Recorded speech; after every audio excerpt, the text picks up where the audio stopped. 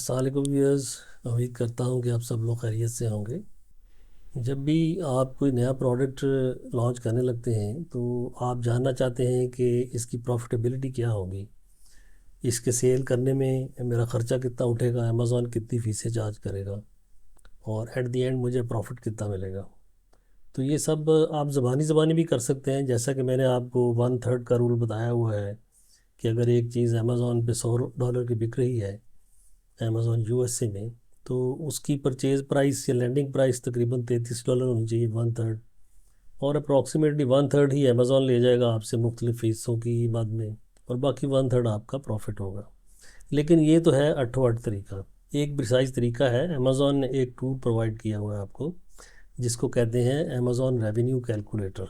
उसमें जो इन्फॉर्मेशन आपके पास होती है वो आप डालते हैं और अमेज़ॉन प्रिसाइजली कैलकुलेट करके बताता है कि उसकी जो शिपमेंट फ़ी है कितनी होगी, फुलफिलमेंट फ़ी यानी कि, और स्टोरेज के कितने चार्जेस होंगे और इनबाउंडिंग के कितने चार्जेस होंगे। तो वो कैलकुलेट करता है based upon size of the product, weight of the product. ठीक है, तो आइए देखते हैं कि अमेज़ॉन का रेवेन्यू कैलकुलेटर किस तरीके से आपने इस्तेमाल करना है।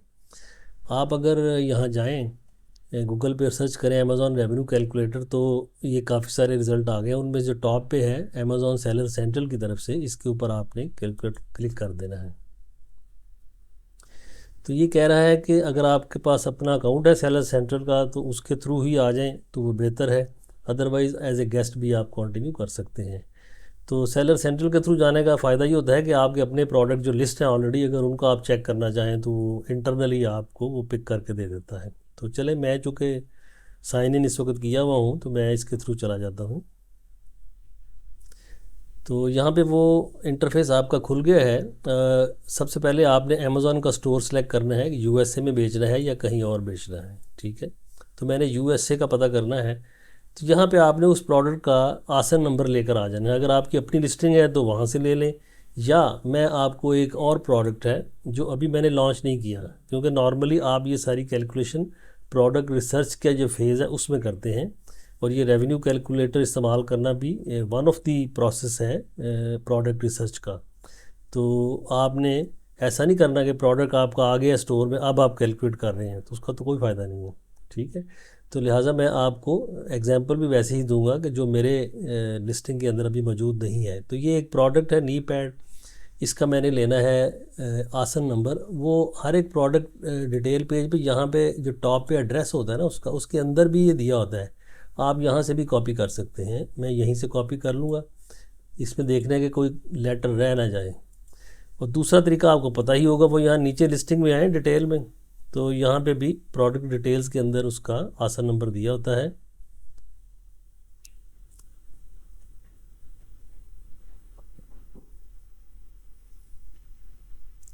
यहाँ पे प्रोडक्ट इन्फॉर्मेशन में डिटेल्स में जाएं, आइटम डिटेल्स, तो ये देखें यहाँ पे इसका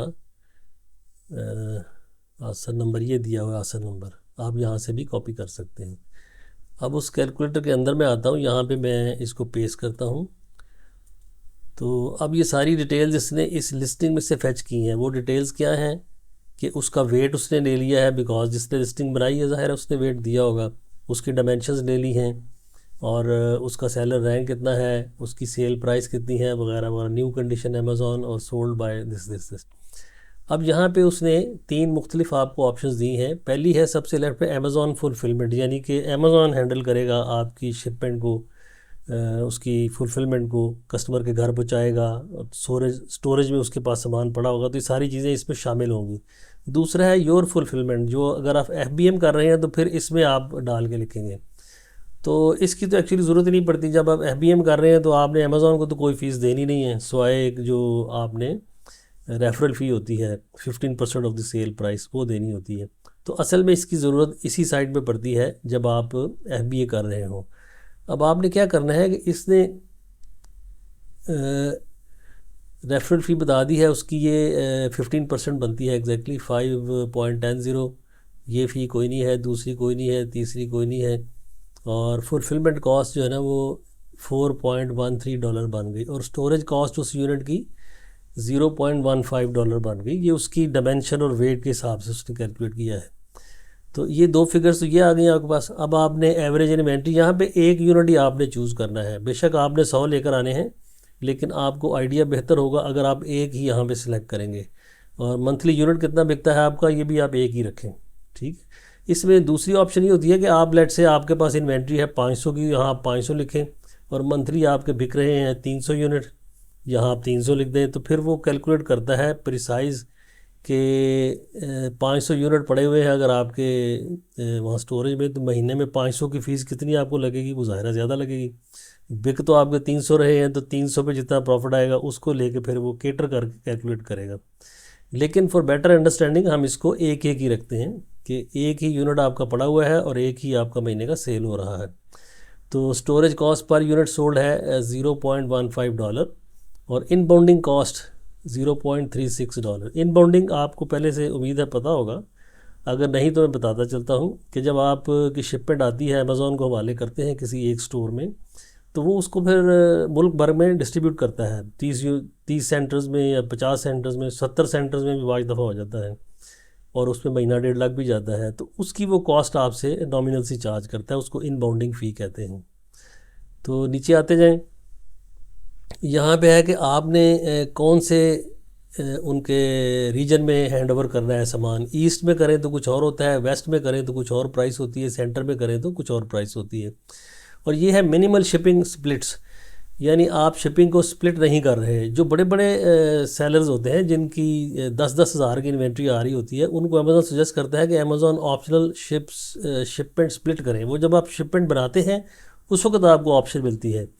तो आप कहें कि 4 में मैं स्प्लिट करता हूँ इसको, तो आप फिर अमेज़ॉन को फैसिलिटेट करते हैं, बजाय इसके कि अमेज़ॉन एक जगह से लेके 100 सेंटर्स में भेजे। वो अमेज़ॉन कहता है कि आप 4 मुख्तलिफ स्टेट्स में भिजवा दो। वो आपको नाम बताएगा, एड्रेस बताएगा, तो आप फिर 4 शिपमेंट तैयार करेंगे, और आपको अपना जो शिपिंग एजेंट है उससे 4 डिफरेंट शिपमेंट बुक करवानी पड़ेंगी। तो बात एक ही आ जाती है। उस सूरत में अमेज़ॉन से आपकी इनबाउंडिंग की फ़ी कम हो जाएगी, लेकिन जो शिपर है वो पैसे ज़्यादा लेगा। कहाँ एक ही जगह पे सारा सामान जाना था, अब आपका 4 जगह पे जाना है। बहरहाल चॉइस इज़ योर्स। अमेज़ॉन कहता है कि मुझे सहूलत है कि आप मल्टीपल शिपमेंट जो हैं वो मल्टीपल मेरे सेंटर्स में पहुँचाएँ, तो you can choose what ever you want. मैं फ़िलहाल मिनिमम शिपिंग स्प्लिट्स पे जा रहा हूँ और कह रहा हूँ कि वेस्ट कोस्ट पे। वेस्ट कोस्ट वो है जो पैसिफिक ओशन की तरफ खुलती है, अमेरिका के वेस्ट में है। चाइना से जो सामान चलता है पैसिफिक ओशन से होता हुआ वेस्ट कोस्ट पे जल्दी पहुंच जाता है। शिपमेंट के चार्जेस भी उस पर कम लगते हैं। अगर आप ईस्ट कोस्ट पे ला के सामान उतरवाएंगे तो जहाज़ जो है वो भी कोई 10-15 दिन ज़्यादा लगाता है, क्योंकि पनामा कनाल से होके आता है वो न्यूयॉर्क की तरफ, या लॉन्ग बीच आइलैंड जो है वहाँ पे फिर वो 2 पोर्ट्स हैं, वहाँ पे आके उतारते हैं। तो वेस्ट ही हमेशा मैं सिलेक्ट करता हूँ, आपकी मर्ज़ी है, जो मर्ज़ी कर ले। अच्छा नीचे अब आ जाएँ तो टोटल FBA इनबाउंडिंग प्लेसमेंट फ़ी उसने बता दी 0.36, और फिर रिमूवल और डिस्पोजल। अच्छा आपकी अगर इन्वेंट्री पड़ी हुई है यूनिट वहाँ पे अमेज़ॉन में, अगर आप फिर कैलकुलेट कर रहे हैं तो फिर ये भी आपके ऊपर हो सकता है एप्लीकेबल हो कि आपको ऑर्डर मिल चुका है कि इसके 100 यूनिट जो है वो ख़राब है, उनको रिमूव करें। तो रिमूवल का यहाँ लिखेंगे मुझे 100 यूनिट मिले हुए हैं ऑर्डर के, रिमूव करना है, तो उनका रिमूवल ऑर्डर भी वो कैलकुलेट कर लेगा कितने पैसे आपके लगेंगे। लेकिन हमारी सूरत में ये नहीं है, लिहाजा इसको हम छोड़ देते हैं। रिमूवल ऑर्डर को हमने छोड़ दिया। अच्छा उसके बाद है नीचे मिसलेनियस कॉस्ट, और फिर है cost of the good sold. Cost का मतलब है कि ये एक आइटम आपको कितने का मिला। तो इसमें हम मिसाल के तौर पे मैं कहता हूँ कि ये मुझे $7 का मिला है, तो मैं यहाँ एक यूनिट की कॉस्ट जो चाइना में थी वो डाल दूँगा। यहाँ पे है मिसलेनियस कॉस्ट।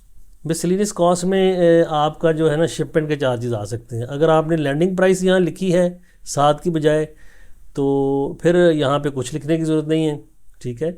लेकिन मैं चूँकि लैंडिंग प्राइस लहदा से डाल रहा हूँ, तो इसका मैं एज्यूम करता हूँ $1 मुझे लैंडिंग प्राइस एक की पड़ी है, तो ये टोटल $8 हो गया।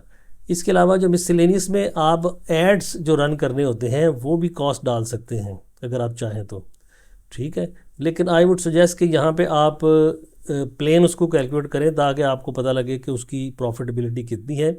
उसके बाद ऐड जब आप रन करेंगे वो तो आपकी मर्ज़ी होगी कि आपने $50 रोज़ाना के रन करने हैं या 100 करने हैं, और आपकी ऐड मुहिम कौन चला रहा है, कितना इफ़ेक्टिवली चल रही है, और एक आइटम सेल करने पे कितने पैसे लग रहे हैं, वो आपको पहले से पता नहीं हो सकता। लिहाजा इसको आप ऐड ना करें, सिर्फ आप शिपमेंट चार्जेस लगाएं $1, और cost of the good sold जो है वो $7 मैंने लगा ली।